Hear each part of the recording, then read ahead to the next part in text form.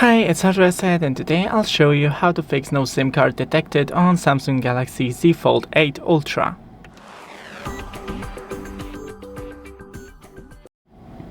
So first, flip your phone, and right here on the top you can see the SIM card slot.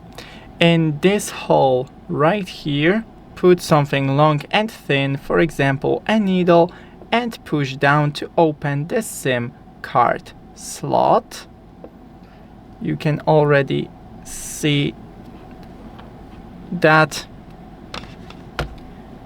this slot right here, we can pull it out of the phone. Okay, and now we have our SIM card in a tray. So first, gently brush this golden side with, for example, a microfiber, and also you can take off this SIM card and ensure that it is placed correctly inside.